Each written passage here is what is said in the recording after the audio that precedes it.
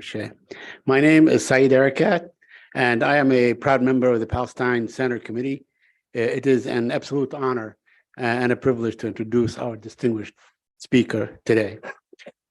We are delighted to have Professor Mohammad H Ghosheh with us to share his extensive knowledge and insights on Palestinian history and culture.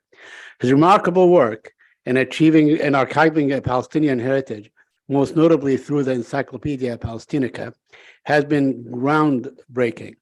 Today, he will also be discussing his forthcoming series, Our Palestine, which is set to be one of the most extensive academic works on Palestine to date. This incredible project features around 30,000 historical maps housed in 10 historical, geographical, and topographical atlases, revealing unique historical details never documented before. Before we delve into the discussion, I would like to go over a few housekeeping rules. Professor Ghosheh will first deliver his talk, after which the Jerusalem Fund's Executive Director, Jihad Abu Salim, will moderate a Q&A session. If you are tuning in online via Facebook or YouTube, please add your question to and address them to the speaker and in the comment section. If you are interested in purchasing a copy of the encyclopedia or any other works by Professor Ghosheh, please feel free to talk to him after the event. Also, make sure you keep your phones on silent. Okay, all right. Okay, now it is really my pleasure to introduce Professor Mohammad H Ghosheh. Born in Kuwait in 1972, he wrote and published, listen to this, he wrote and published his first book about the history of Jerusalem in 1987, when he was 16 years old. Really fantastic, amazing. Yeah. When he was, just in high school.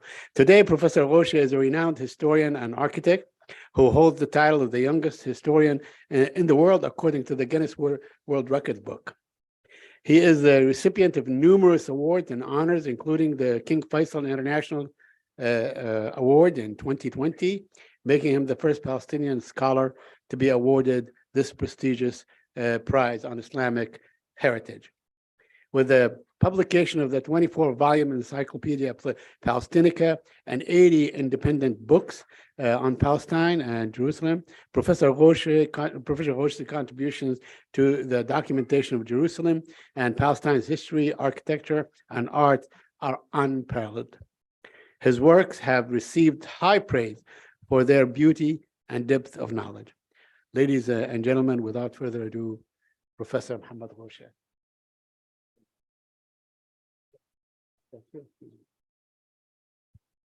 Thank you so much.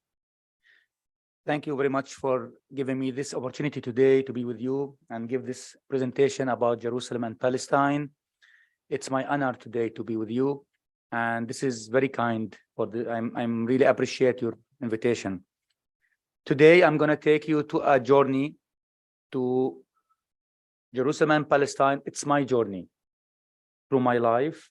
And the second chapter of the lecture will be about my upcoming project, Our Palestine.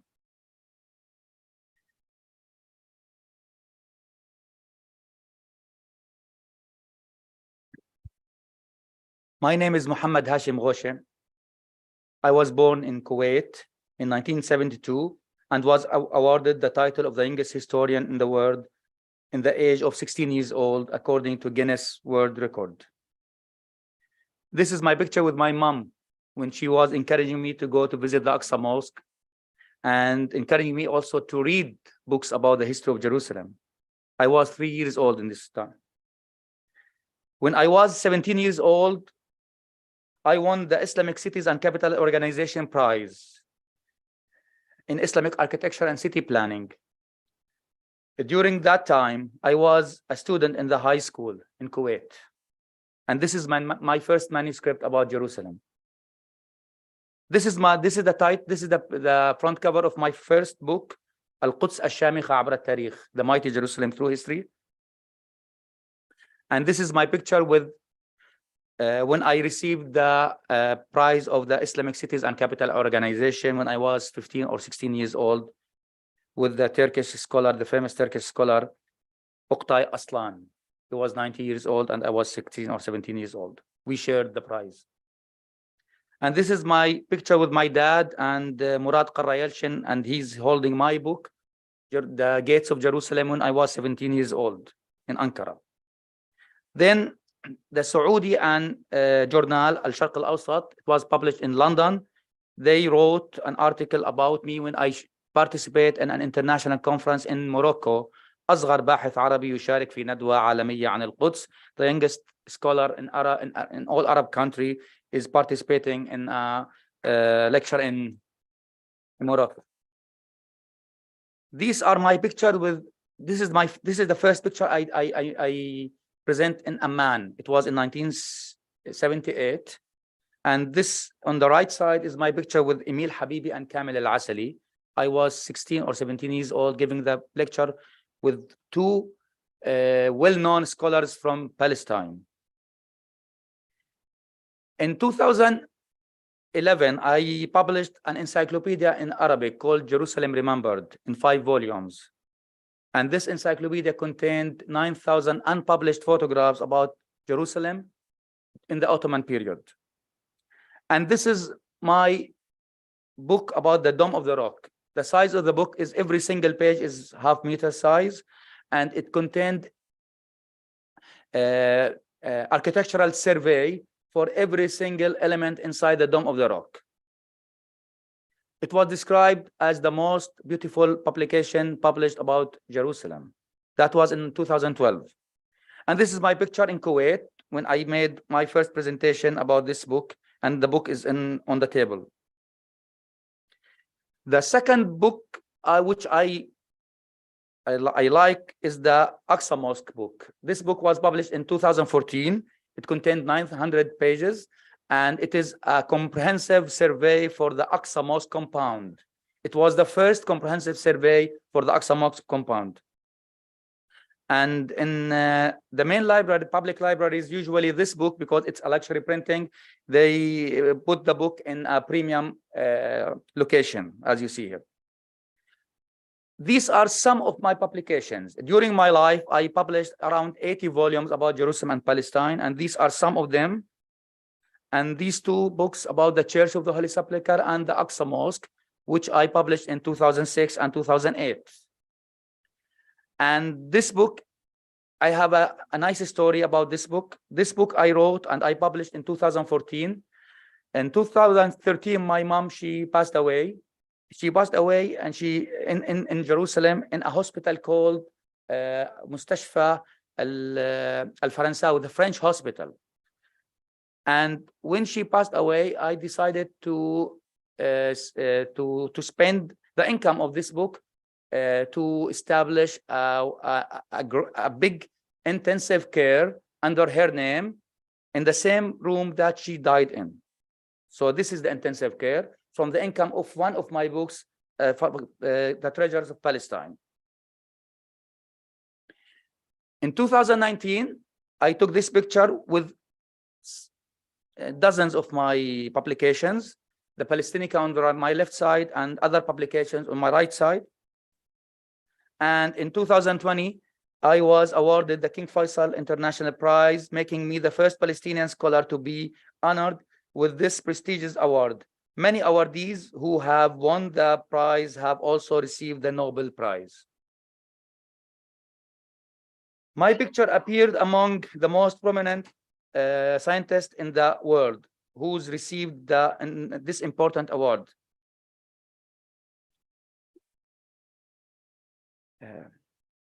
These are Fuad Saskin, Hassan Abbas, Bint al-Shati, Robert Hillenbrand, Abdelaziz al-Duri, and I'm honored to be with these scholars. Now I'm going to take you to a journey with the Palestinnica. We will start, please.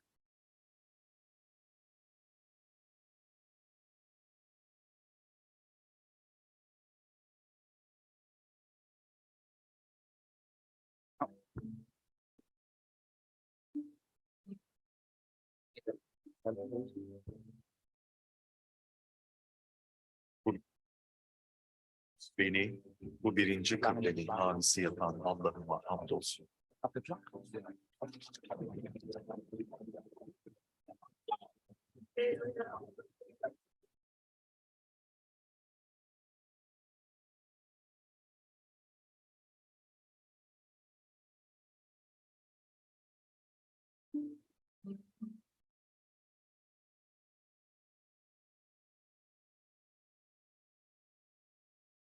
Beni bu birinci kıblenin hamisi yapan Allah'ıma hamdolsun.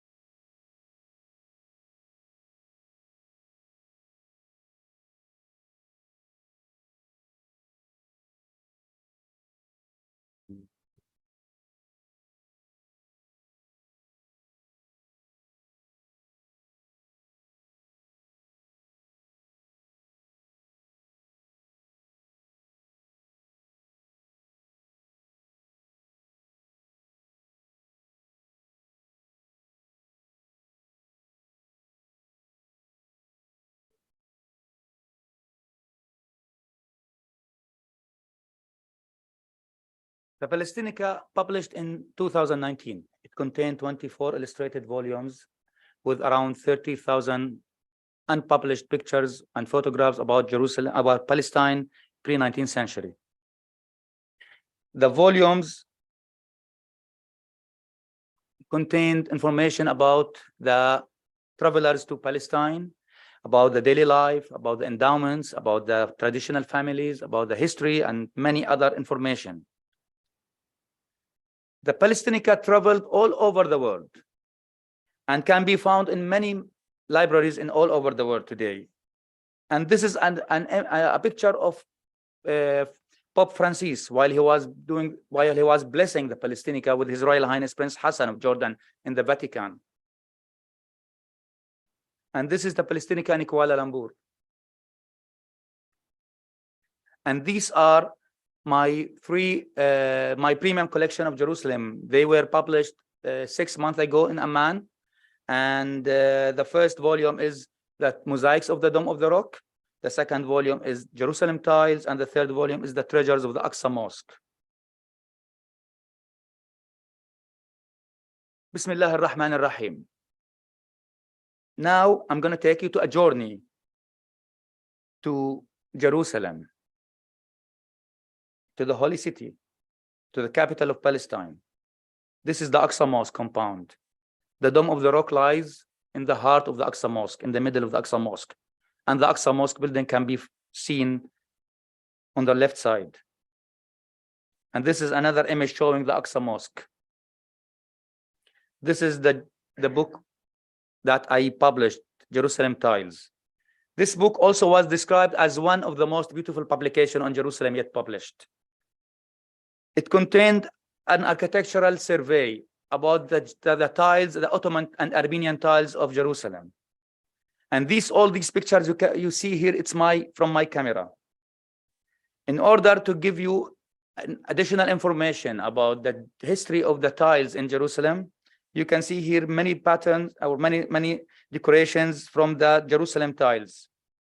And these are the documents from the Islamic law code records. When you read these documents, you can understand how the Ottomans, they import the tiles from Istanbul via Jaffa port to Jerusalem. And this is the image of the Dome of the Rock. From outside, before the Ottomans came to Jerusalem in the 16th century, the Dome of the Rock was covered with golden mosaics. These mosaics was made by the Umayyad Khalifa Abdul Malik bin Marwan. Now we are in Jerusalem, in the Aqsa Mosque, and we are trying to capture the color picture on the right side. But while we are there, we saw the American photographer Eric Matson trying to capture his picture in 1914. So I took this picture according to the same distance where Eric Matson captured his photo. So we can compare between both of them. This is the drum of the Dome of the Rock. And this is another picture for the drum. And these more pictures for the drum. We can read the Surah Yasin and Surah Al-Isra from the Holy Quran. And this is from the outside octagon of the Dome of the Rock. The internal octagon of the Dome of the Rock is decorated with 16th century and 17th century Ottoman tiles. And this is another picture. This is the main entrance, one of the 4th entrance to the Dome of the Rock. And these are 2 pictures for the 2 octagons of the Dome of the Rock. One 100 years ago, and the below one is from 2012. During my survey to the tiles, I tried my best to take great pictures for every single decoration in the Dome of the Rock. And these are the windows of the Dome of the Rock. Another image. This is the inscription from the 16th century describing the renovation of the Sultan Suleiman the Magnificent to the Dome of the Rock. This inscription can be seen on the top of the northern entrance to the Dome of the Rock. And this is the decoration from the Islamic tiles on the southern, on the top of the southern entrance to the Dome of the Rock. During my survey in the Islamic Museum, I found this amazing inscription dated to the Sultan Abdul Hamid I. This inscription gives us great information about the renovation of the tiles during the Ottoman period. We can read here قد جدد الملك التقي سلطاننا عبد الحميد ذا الباب والقاشان مع تسقيفها صحن الوطيد بأمين عبد صادق حقي محمد مير سعيد سر الحميد مؤرخ تعميره بيتا مجيد. And these are samples from the decorations of the octagon from the external octagons of the Dome of the Rock. Another decorations from Islamic scripts dated to 1817, the time of Sultan Mahmud II. And these are unpublished inscriptions I found in small boxes in the Islamic museums. It gives us a great information about the renovation of the Dome of the Rock during the reign of the Sultan Mahmud II. And these are another 2 inscriptions with other decorated tiles that I published in my book. All these tiles can be found in the book. The size of the book is A3 size, so the decoration really looks wonderful. During my survey also, I found that I have to study the glazed pottery from the early Islamic period to the late Ottoman period. And these are some examples from the pottery that I also documented in my work.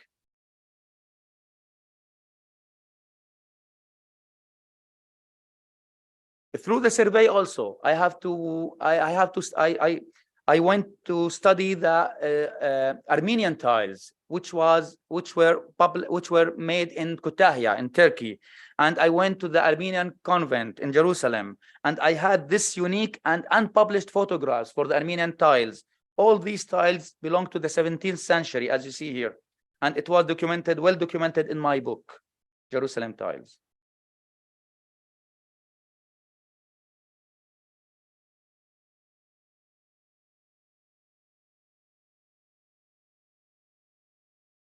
Okay.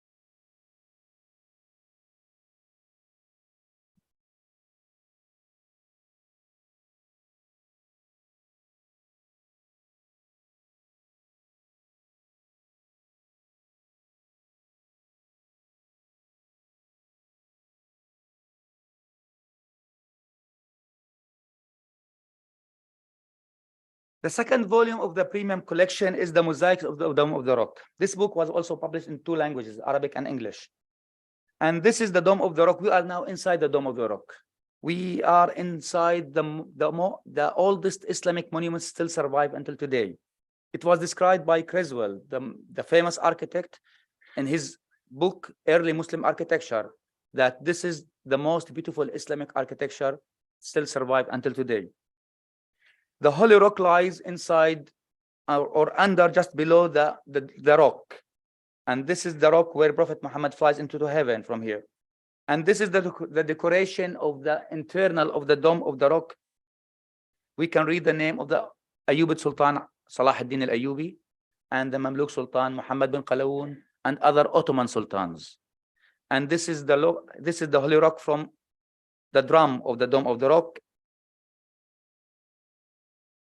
While we are visiting the Dome of the Rock from inside, we saw also again the American photographer Eric Matson, who was capturing this picture. And then we captured our picture the same way how he did, just to compare how it was 100 years ago and how it is today. This is the Holy Rock where Prophet Muhammad prayed with other prophets. And this is the oldest Islamic, the oldest Arabic founding inscription from mosaics dating to 72 Hijris. This mosaic gives us a great information about the construction of the Dome of the Rock by the Umayyad Caliph Abdul Malik bin Marwan. And we can see here how the Abbasids replaced the name of Abdul Malik, but they forgot to change that history, the date of the construction. This is the upper drum of the Dome of the Rock. These are the most beautiful and amazing Islamic mosaics still survive until today. It is the largest Islamic mosaics. The entire area of the mosaics is 1,800 square meters, and it is the oldest in the Islamic civilization. This is the upper drum, as you see. Another picture for the upper drum. The lower drums, a picture for the lower drum, and other amazing details that you cannot see from below. You have to go up to have a great look for these pictures. This is from the Umayyad Mosque in Damascus. So we can understand that there is a unity in schools. There is a shared values between schools. But the original one, or the one in Jerusalem, is older than the one in Damascus. And these are from Jerusalem again, from the Dome of the Rock. We can read from the Kufic script, the Quranic inscriptions, and the name of the founder, Abdul Malik bin Marwan. This arch is from the internal octagon of the Dome of the Rock. The width of every single arch is around 20 meters. So it's one shot only. And these are other decorations, as you see. More decorations and more pictures and more documenting. We are now below the arches of the Dome of the Rock, the golden mosaics arches, as you see. All the pictures taken similar to each other. All these are from the Dome of the Rock. And here I'm doing a compare between the decorated plaster, and the mosaics, the golden mosaics. These are the internal octagons of the Dome of the Rock. Another decorations and more decorations. The book contained hundreds and hundreds of images that covers the whole collection or the complete entire area of the Dome of the Rock. As you see here, this is from the upper drum again, the upper drum, and some palm trees from the environment of Jerusalem and maybe from Jericho. This is the palm tree, and these are other pictures.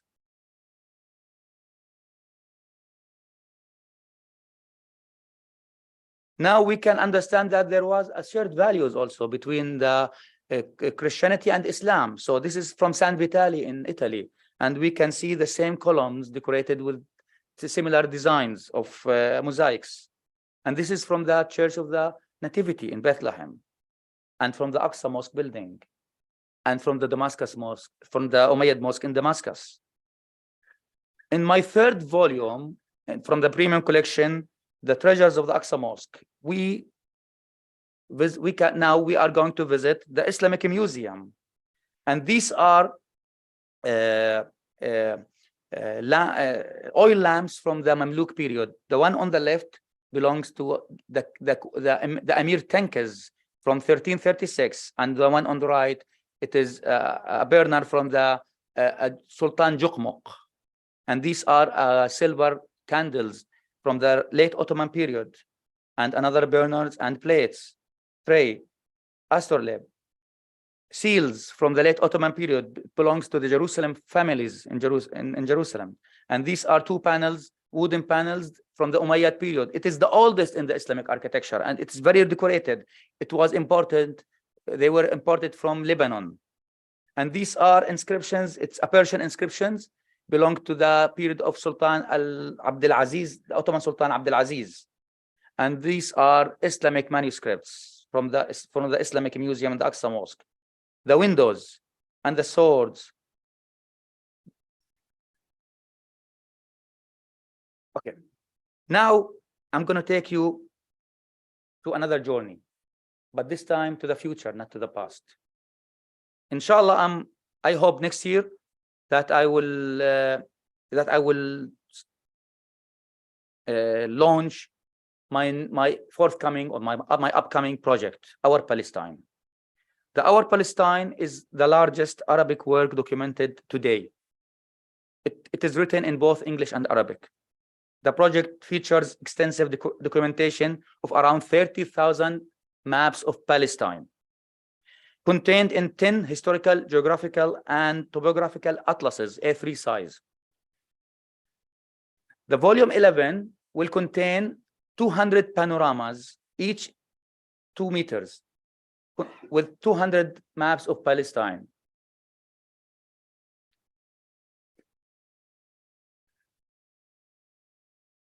These are the 10 volumes.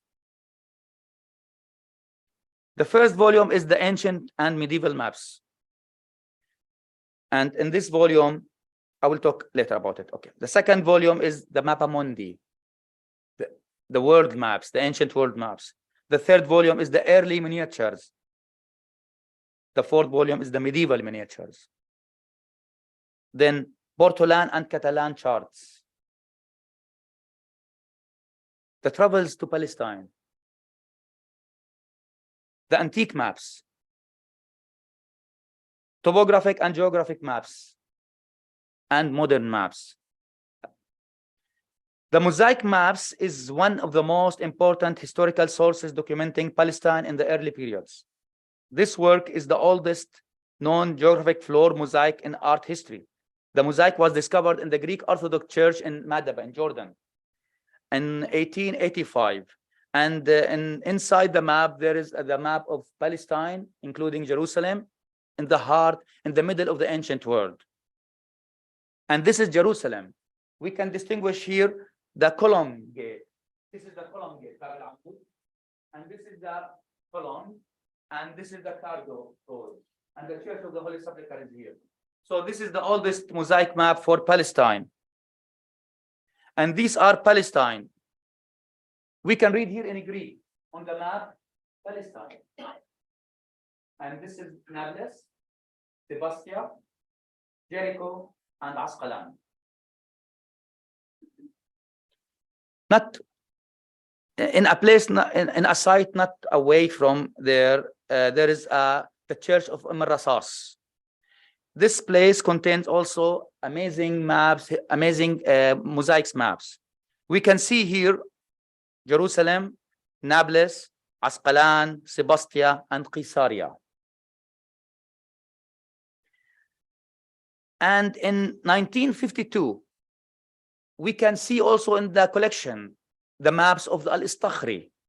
Al-Istakhri, the geographer who drew the maps of Palestine. We can read Bayt al-Maqdis, Jericho, Asqalan, Jaffa, Arsuf, Akka, and other Palestinian cities and towns. And this is another map for Al-Istakhri, 1,000 years old. We can read here also Arsuf, Jaffa, Asqalan, Gaza, Jerusalem. And this manuscript I found in the Bodleian Library. Hassan bin Muhammad al-Falastini, 1070. He's the writer of the manuscript. And this is his name, the Palestinian scholar.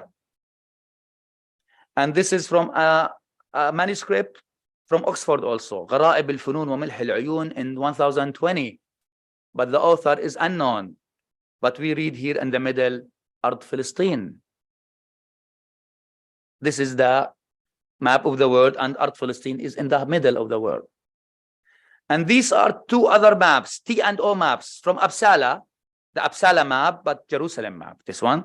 And we can see this is dates to the Crusader period, 12th century, 11th century. We can see the Church of the Holy Sepulchre, the Dome of the Rock, and the streets of Jerusalem. On the left side is the Brussels map, also the same. These type of maps called T&O maps.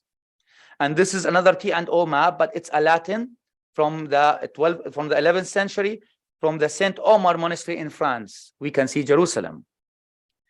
Al-Idrisi, in his great manuscript and work, نزهة المشتاق في اختراق الآفاق, he drew the map of Palestine in 1154.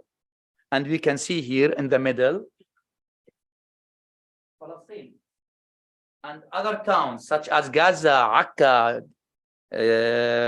Al-Khalil, Jabal al-Tur, Asqalan. And now this is from Cambrai. This is the Cambrai map, considers the most accurate Crusader map of Jerusalem. An unknown map maker drew this unique map in 1140. And this is the map of Jerusalem. And all the main structures in Jerusalem can be found in this map. This is London's map, also another T&O map, and the same monuments can be found. And this is that journey of Matthew Paris from London to Jerusalem. He drew Jerusalem, he drew the coast of Palestine, and he drew Jaffa in 1250. From the Bible, we can see in 1262 that Jerusalem and Palestine in the middle of the ancient world. And this is another Mappamundi map. We can see also again Jerusalem at the middle of the ancient world. More Mappamundi maps with Jerusalem and Palestine in the heart of the world, ancient world. And this is from Giovanni Lordo. It's this map, it's a Mappamundi, and on the left side is the world map, and this is Jerusalem, and this is the coast of Palestine. Another Mappamundi by Andreas Wolfsegger, 1448, the same image. And this is another map from 1457, and we can see here the Red Sea, and this is Palestine. And the name Palestine can be seen. Another Mappamundi map from Fra Moro in 1459. The Catalan type of maps also contained many maps about Palestine. This type of maps from the Mediterranean collections. So this is a 14th century map showing Palestine also, and below is the Red Sea. And this is the full map. And this is the William Way's map to Palestine during his journey in 1455. And during his journey, he drew all towns and castles inside Palestine. And this is the Locus Brandi's map to Palestine and the world. And Jerusalem is in the heart of the ancient world, and Palestine is around it. This is Jerusalem, and these are the Palestinian towns. And this is another edition after the Gutenberg's printing. And this is Erhard Ribot, 1486. His journey to Jerusalem and Palestine. He drew Jerusalem the way from Mount of Olives. And this is the journey by Konrad Gorenberg in 1487. He drew his boat, and he drew Jerusalem, and he drew Ramla and Safad and Jaffa and all other towns in Palestine. And this is another Catalan or Portalan type of maps showing Palestine. As you see, Palestine is here with the name Palestine. And these more examples from Palestine. Another example from Portalan charts. More examples, as you see. And this is from an Ottoman atlas called Deniz Atalsi. It's from this early 16th century. It showed Palestine and Jerusalem and Ramle. And this is also from Telman Still in 1543. And another printed book about Palestine with the Palestinian coast and the name Palestine with the Dead Sea and other towns. And this is by Sebastien Munster in 1588. The Church of the Holy Sepulchre with Jerusalem, the same artist. And this is Palestine and Syria. And this is an Islamic and Arabic manuscript showing Jerusalem, Palestine, Akka, and other towns with Kaaba. And these are the title pages of Abraham Artalos from the 16th, 17th, and 18th century, because I went through all editions to check every single map, because every single map in the second and third and fourth edition, it has different shape and different colors. And these are some examples from Abraham Artalos map. This is Palestine in the heart of the Arabia. And this image is only to Palestine. And the name is Palestine here. This is Jerusalem, a bird's eye view of Jerusalem, Franz Hogenberg in 1575. And this is Jerusalem and Palestine. While these are some pictures taken from the previous map to Jerusalem. And this is another 17th century map to Jerusalem and surrounding area. And this is the famous map of Heinrich Bottening, 1581, showing Jerusalem in the heart or in the middle of the ancient world, Asia, Africa, and Europe, and Jerusalem and Palestine in the heart. And this is Palestine with main towns. And Palestina can be found here on the top of the map. And again, Palestine or Palestina in different two editions can be seen here. Santa Palestina. One more map showing Palestine from the 17th century, and here is Palestina. Another Catalan map showing Palestine, including the coastal towns. And this is Palestine from the 18th century. We read the name Palestine. And again, Palestine. And Palestine from 1880, from the Palestine Exploration Fund. And this is Palestine in the Modern Geography Atlas in 1891. And we read the name Palestine on top. And again, Palestine can be seen also in 1892. In this Atlas Antiques, the name Palestine is registered here. And this is also Palestina. And again, Palestine. Again, Palestine, 19th century. Palestine. Palestina. And this is, you can read here, Palestine. Ard Palestine, the land of Palestine.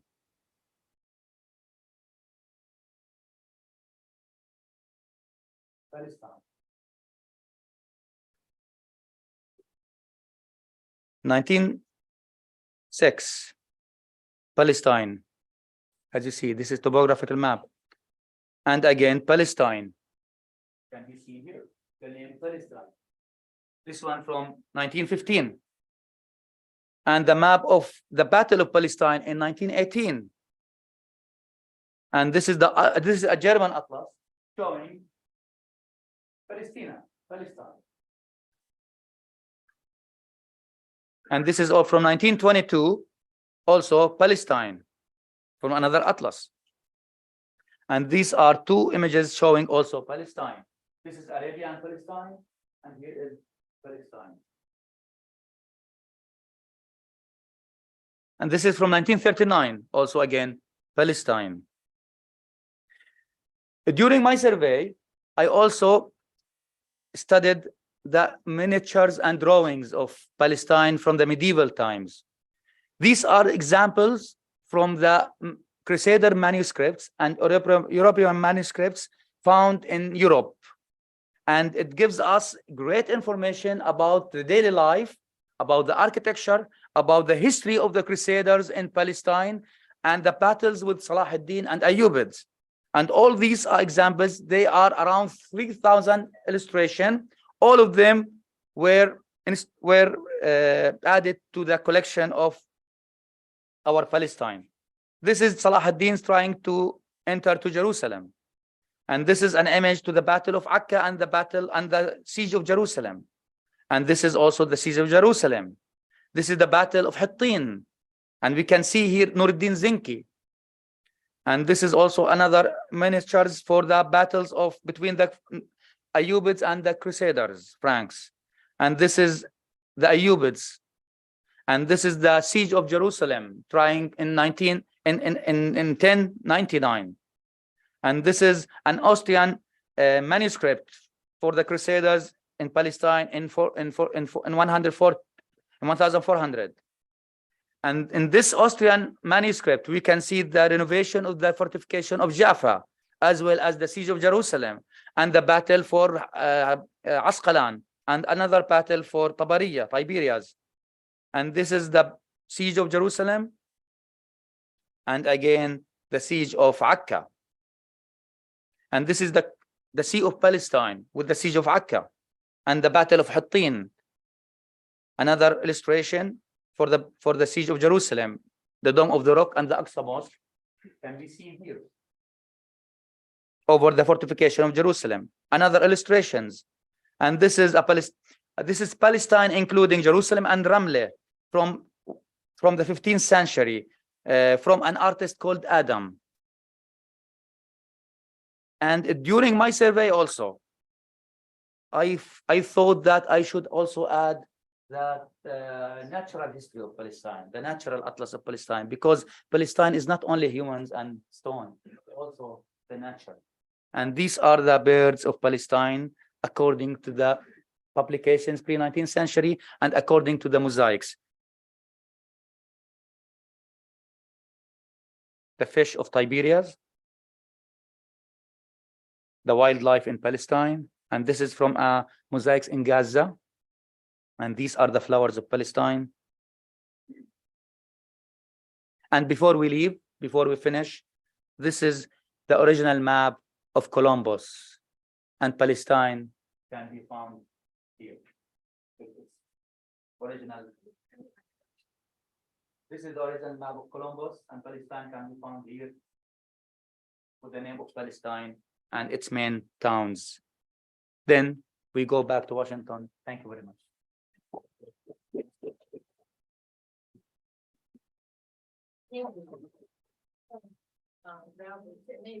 Thank you.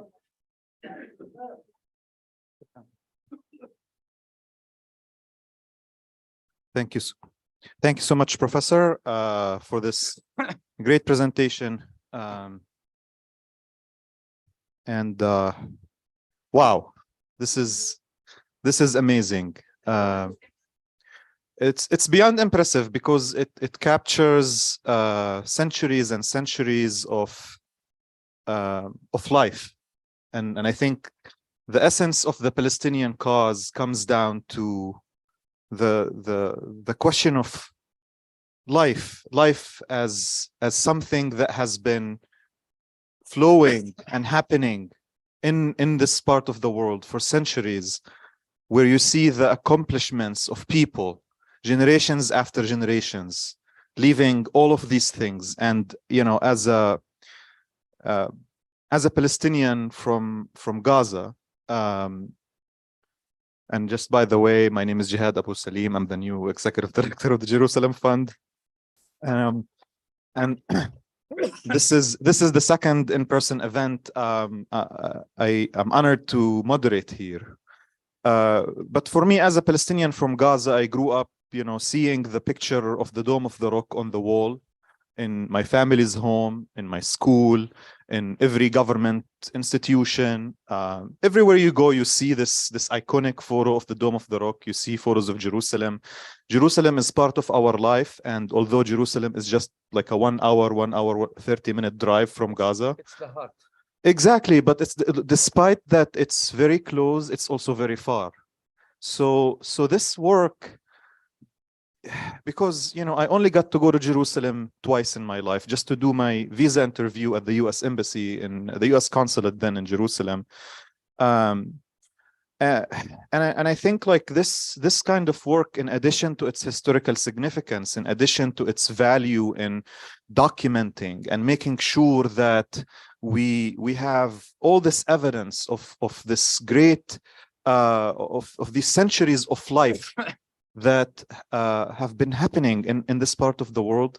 It also helps us, the Palestinians who can't go to Jerusalem, who for them, you know, I was lucky to go twice. I saw the Aqsa Mosque for a few hours, and I'm considered in Gaza amongst 2 million Palestinians one of the luckiest, because I only got to go for a few hours.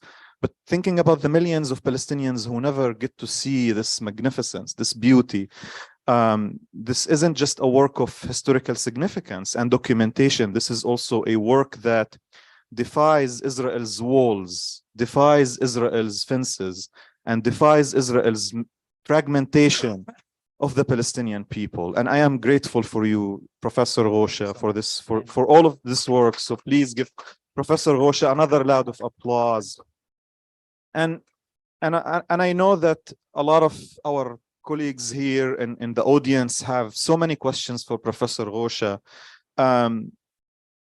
I just have one comment in addition to what I just said about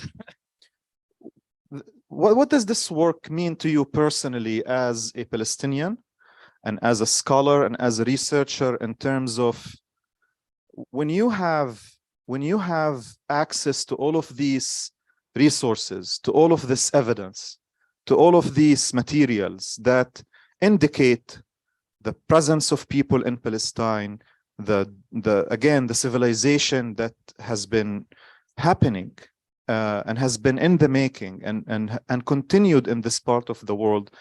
How does it feel to be doing this work while at the same time, you know, living in a world where you know, like world leaders and politicians, as we heard recently, said that Israel made the desert bloom, and Palestinians don't exist. So how does it, on a personal level, how does it feel for you to do this work, and while surrounded by this denial and by this you know, continuous attack and assault on Palestinian existence and Palestinian life? Thank you very much. I'm a little bit exhausted now.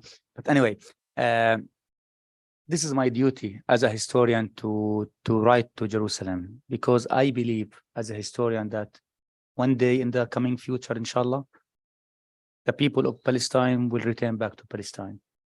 They have to return with their memory, with their history, because living without history, we will not have the future. And our children, they have the right to know our history, because they have to be proud with this history. And it's my duty also, as I told you, it's my goal. My goal in my life is to bring Jerusalem into every single house in the planet, to keep it in our hearts, because Jerusalem and Palestine, they deserve the best. And I belong to Jerusalem. I'm from a Jerusalemite family, and I have roots in Jerusalem, according to documents, at least 500 years old. So I belong to this place, and it's my duty to document this place and to keep it in minds and in hearts. Thank you so much, Professor. And just before we move to the Q&A section, I just would like to emphasize that if you're interested in supporting Professor Ghosheh's work, which is, as we saw, is an incredibly important effort. Palestinians don't have archives. We don't have, we have efforts here and there, but most of the efforts are similar to Professor Ghosheh's. They're individual initiatives that need community support and need uplifting by our communities and by our institutions. So if you are interested in supporting Dr. Ghosheh, in purchasing the encyclopedia, in pre-ordering Our Palestine, in purchasing his other publications, we're doing it the 21st century way. Please, after the event or during, proceed to these sheets that we have on my right and on the other side of the room, and just scan the QR code, which will direct you to a link where you could purchase these amazing publications and also support Professor Ghosheh's work and research. We're going to open it now for questions and comments. So please keep your questions and comments brief and to the point. So we'll start with Dr. Qasqas. Ahlan wa sahlan, Doctor. A follow-up on Yes. what you just said. Okay. In order to have an archive for Palestine, which is something we badly need, we need it for a long time, you have to have a devoted person and a lot of money.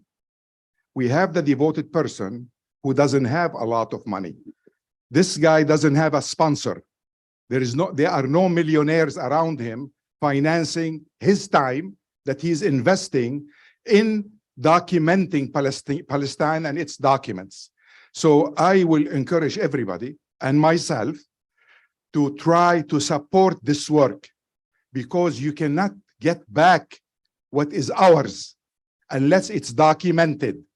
And for the first time, I see full documentation of Palestine. So please, this is the time, this is the person, and this is the tool that Jihad pointed to you. Let's do it. The time is now. Let's commit to be supportive. Thank you. Thank you so much, Doctor.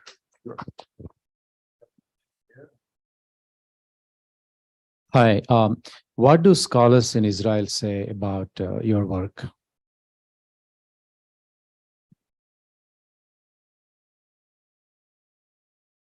You mean scholars or government? Scholars. Scholars. Yeah.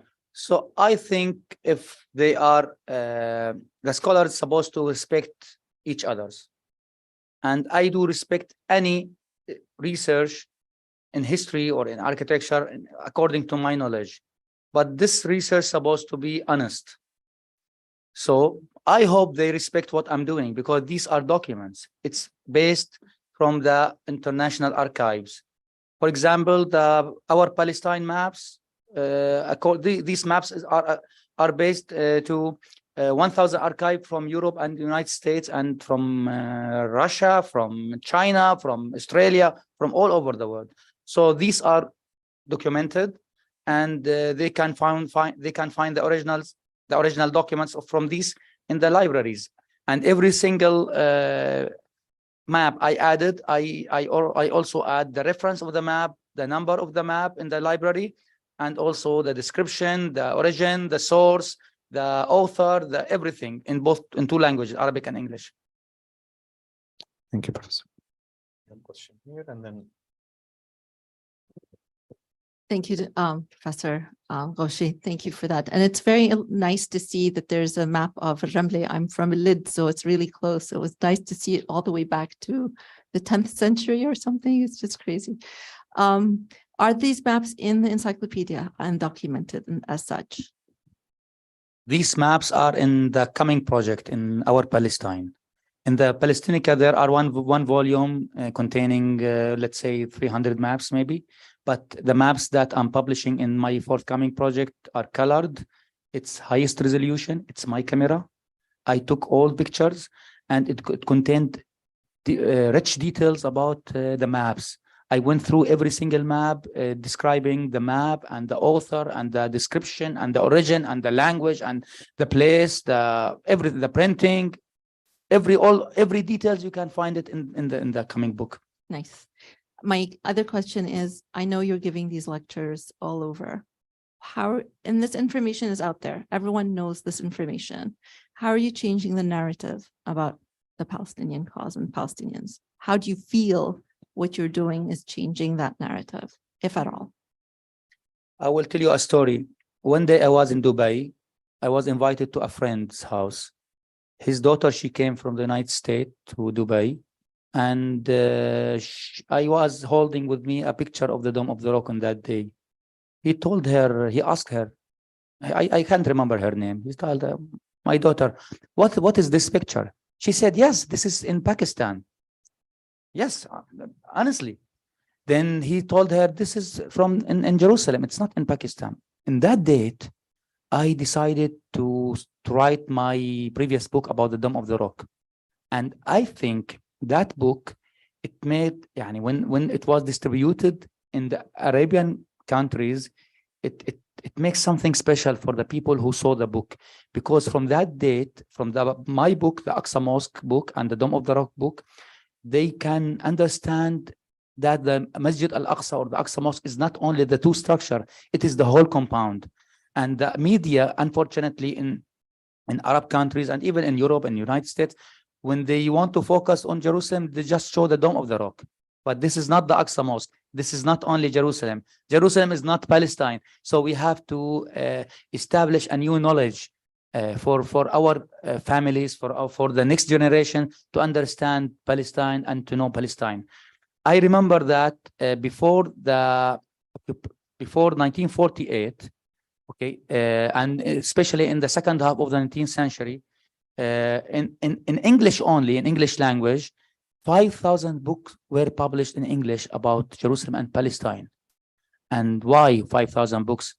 They want to let the new arrivals to Jerusalem and Palestine to know more and more about this land. So we need to know about our land, because 75 years old and many generations, they born outside Palestine, and they have the right to go back, to return back, and to know their history. Thank you, Professor. So we have a question there and then Said. Yeah. Well, there's a sensational bit of research, I must say. But you say the maps were in 1,000 archives, and of course, there's also pictures. How did the archives know that you needed it, or how did you know which archives had it? I mean, what was logistics that mated you with the archives? You just can't walk into any bookshop and find these maps. How did you do all that? Sometimes, one day I told to my wife, listen, Rula, you know something? I don't know how I did this job. And usually I used to take my family for the vacation to Europe. That was from 2013 to 2019. And I think when I used to go to Europe, I prefer to drive there in order to get taxis. But they go for shopping and for enjoying nature, and I go for archives. And at the end of the day, I stay with them. But I did not spend many time in my life without reading or without targeting archives or libraries. I don't visit anybody. My wife, she do her social life. I stay in my house with my library, with my archive. I spend all my time in reading, in writing, and in documenting. The bad thing I'm doing now in my life is the Facebook and Instagram. It takes time from my job. But life is very short, and you have to print your stamp in this planet. Nobody can argue with your excuses to miss social commitments. Though. You're documenting Jerusalem. Okay, we have a question by Said. Oh, thank you, Jihad. I'm really awestruck by this monumental work, and I, as a Jerusalemite, I'm from Abu Dis, which was shown on the map. I saw, my village there, which is right, at the wall of Jerusalem. It is, it is really the deed to Palestine. It's the Palestinian claim to Palestine. Your work is the Palestinian claim to Palestine. Unlike all the effort out there to erase this claim. Your work makes it very clear that this claim is really irrefutable. I mean, unlike, let's say, the Israelis have been digging and digging, and I'm from Jerusalem, I know, have been digging for 100 years, and they have not found a shred of evidence that really has a, other than, some sort of a, abstract connection, whatever. I don't want to delve into that issue. There were a couple of questions that were raised also that, instigated my interest. This question about how are you received by Israeli scholars and so on. And I want to ask you, a takeoff on that. How are you received by Palestinians? I mean, it's in this town, and there's a great deal of effort to sort of to claim that Palestinian curriculums and so on, they lie on all these things. I want to ask you: do Palestinian pupils and students in schools and so on do they get your work? Are they aware of what you're doing and so on? How does that really develop their consciousness, their sense of belonging to the land? Thank you. Well, actually, I'm trying my best to give lectures everywhere I go. And in many times, I went to schools and universities, especially in Palestine and surrounding areas, to give lectures.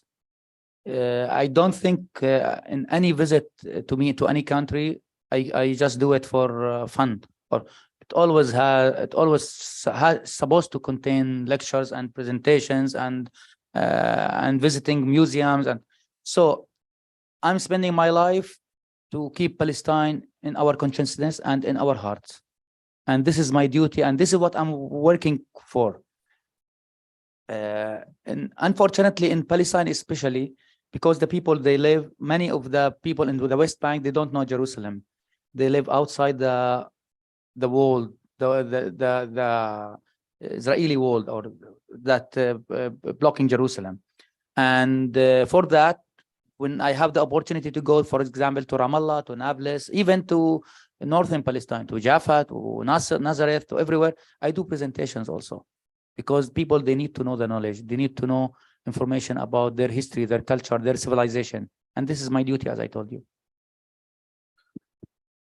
It's a comment. Do you mind? Just I want to add a comment. It's wonderful, the encyclopedia. If somebody wants really to go back to what's about Palestine, I mean, it's a great source. And at the same time, it attract my attention when you were mentioning like 1,000 years ago, the maps has Palestine. So more than, okay. So just, I mean, like an ordinary person, okay, what about the media, everybody outside? Don't they see this? And don't they say, this is Palestine? Not only Palestine, Palestinian people, Palestinian, as you see in that. Palestine. So how can they, for the last 75 years, the whole world change it from Palestine to Israel? I mean, I'm wondering. So just what I feel like our role here, it's okay. We all of us, we know what's Palestine, okay? We know the history of Palestine. Our role here is to bring this out and to bring those maps, spread, as much as we can. These are documents. They are trying to hide all of these real things from the public. So if the people here, let's say the American people, they are not aware of these maps, more than 1,000 years old maps. If they see Palestine all the time on the media, they will say, oh yeah, Palestine. So they will start questioning. Thank you, Muna. But what I want to add is, the maps that I show you here, these are only samples. In the upcoming project, it contains 30,000 maps. So you need 3 to 4 months just to go through them. So it's really a comprehensive work for Palestine. And even I did not only focus in my survey and my research about just maps and pictures, but for example, in the Palestinnica, Mr. Ariqat, now he was talking that he's from Jerusalem. Yes, he's from Jerusalem. And in the Palestinica, you can see documents belong to your family 300-400 years old. I have published also documents belonging to Palestinian families for 3,000 Palestinian families in the Palestinica only. And these can be found in the Ottoman archive, in the Islamic law code records, in the Christian records, and in the British records. So it's very important to focus about history, because we have to establish for our return. Excuse me, It's gonna be published, inshallah, by June 2024. So after 1 year from today, inshallah. my family Al-Husseini, I'm Jihan Al-Husseini, I'm journalist. My family Al-Husseini is more than 600 years in Jerusalem.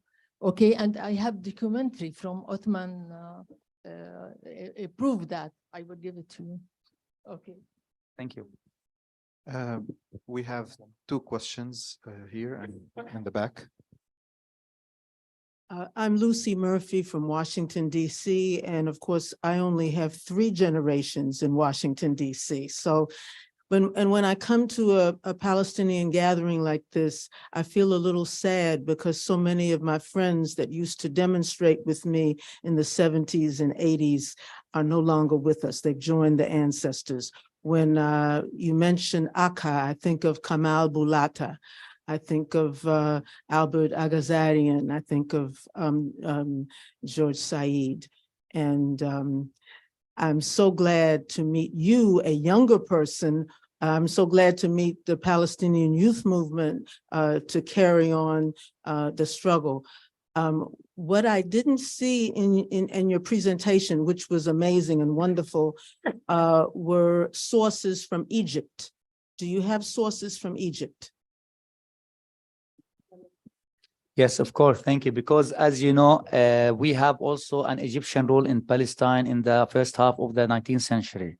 And during my PhD in Egypt, I made my PhD in Egypt. It was about the history of Jerusalem, the history of the architecture of Jerusalem in the first half of the 16th century. So I went through all the Egyptian archives. And from that time, I have a big collection. And I already published 1 volume in the Palestinnica, titled Palestine during the Egyptian rule. So it contained information about the time of Ibrahim Pasha and Muhammad Ali's campaign to Palestine, as well as we have also an Egyptian history after the Canaanites. So we have shared values, and even one more new information. Many Palestinian families who lived in the coast of Palestine, such as Gaza, Asqalan, Jaffa, Arsuf, and Haifa, they go back to they return back. They belong to Egyptian families, original Egyptians. Yes. Yeah, they used to come from Egypt to Jaffa to work there. Jaffa was like, let's say, like Dubai today. So there's a good business. They used to come there, working in agriculture, working in industry, working in trading. So they became, after that time, Palestinians. Yes, I'm trying to. Dr. Ghosheh, thank you very much for what you have done. I've been following it. I was born in Iran, American citizen for so many years, but I've been following this issue and I'm really heartened by what I see. But I wanted to ask you if you have any kind of future project to compare what you have done with what Israelis claim to the land. And I'm sure there are a lot of scholars that are there, that some pro-Israelis, some pro-Palestinians. And it would be helpful, I think, just to document this history that you have with what they claim. So that's what I'm, thinking to really, this documentation is very important to prove that there should be some kind of a peace based on science and exploration, history. Unfortunately, the Israeli scholars are more active than us because they have more encouragement. They have supporters, but we work as individuals. And when you work as an individual, it's very difficult to go for a massive projects. But I'm trying my best to do something يعني bigger than my size. And always أنا أتوكل على الله. And my upcoming project, I think it's the best thing I did in my whole life. And hopefully this project, when it is printed, people, they will see something new, something unpublished before, information that they needed, because the data I used is really unique. Thank you. It is already in English and Arabic. It's in 2 languages, the same book in 2 languages.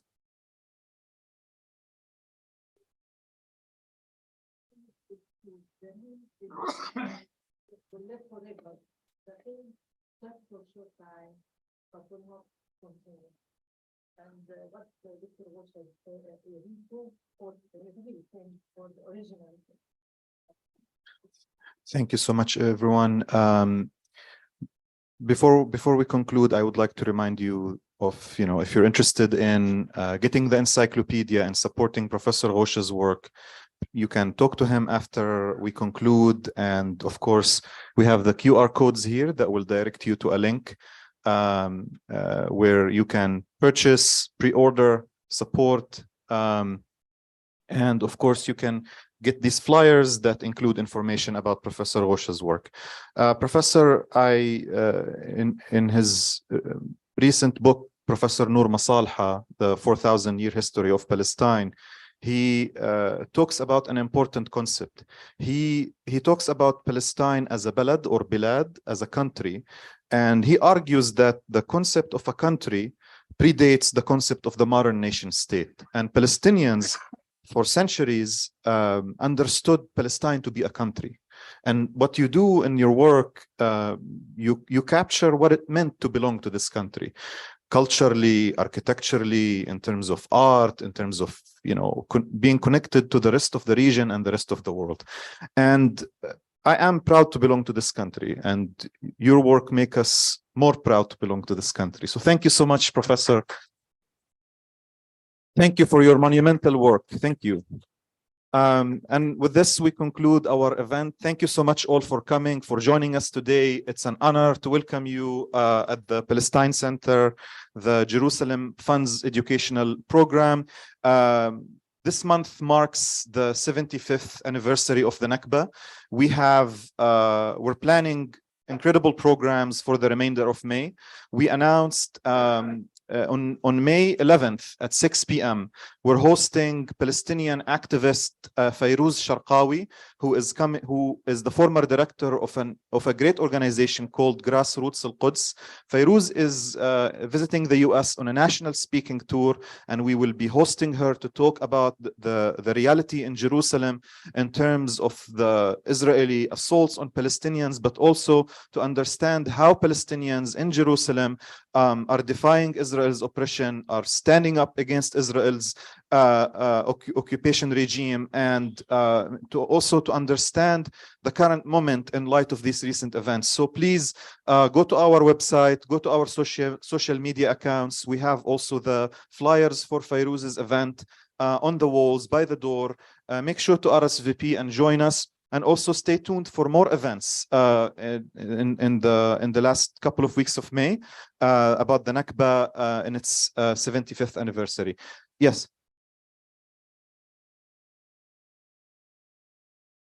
The Palestinica. It doesn't show the Palestinica, but it allows you to order it.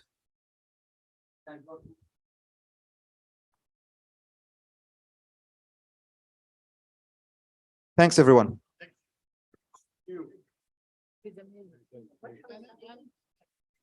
So, Habibi, I think you already have my address because I